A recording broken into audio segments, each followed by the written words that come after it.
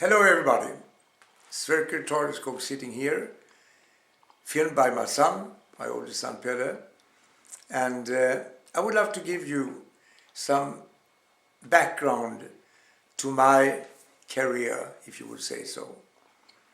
I graduated in 1960 in Sweden, spent 2 years in the government dental service, went to the States in 1962, met my mentor number one, Professor Ralph Phillips, the textbook Phillips and Skinner Dental Materials, which was the main textbook in dental materials for many years in the 60s and 70s.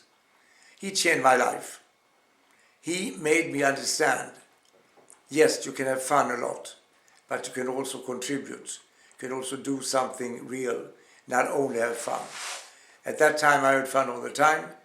Now I found that having fun is great, but also contributing a little bit. So what did I learn in the States? Well, I learned metal ceramics. Metal ceramics was invented in the late 50s. Before that, we only had gold acrylic veneers and gold. And these things looked terrible after some time. You know, the veneers, the metal immaculate, discolored, and it was framed all with gold. It never looked like teeth.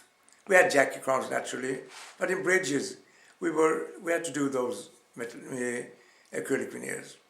Now, the only thing one can say about life, the only two things we know is that we're gonna die one day, and we are going to, the next day will never be the same as the day before. Everything is changing. The only permanency is change. There's nothing really not changing. That means also in dentistry. I learned metal ceramics, brought the low fusing metal ceramics to Scandinavia, northern Sweden and northern Europe in 1964. There was no laboratory technician working with this system, so I worked with that at night and as a dentist during daytime. That's how my first marriage broke. I was never home. But it worked anyhow, and then I worked with metal ceramics. From 64, it took, how many years did it take for the Swedish odontological community to accept this? Well, it took until 82 approximately. So it took 18 years before one accepted it. Why?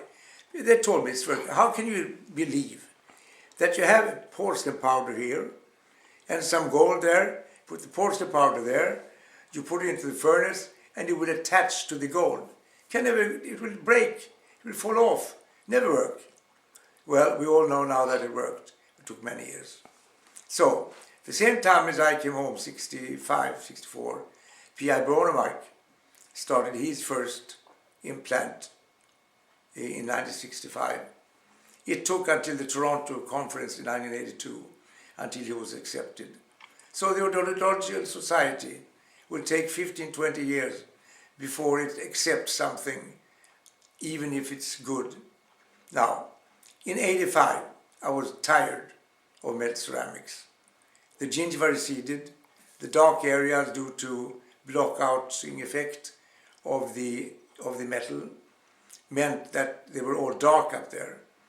So that meant that even if they were good in the beginning, subgingivally placed, they were never good after some years.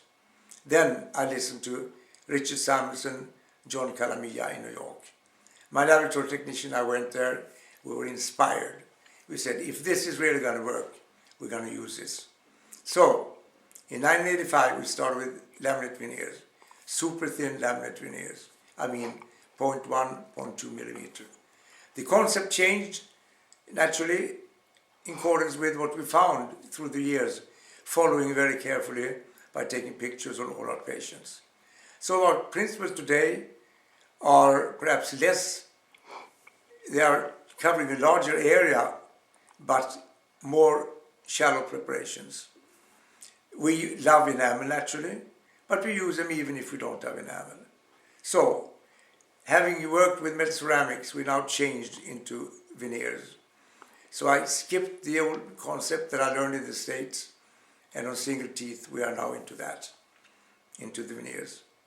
Now, I have documented all my cases with photographs. Why? because I don't remember 20 years later what they looked in the beginning. So you have to document to know what happens with your cases on an individual basis, not only randomly, Gauss curve. We have to know what that patient is good for and what works on that patient. And that you can only do by taking photographs all the time.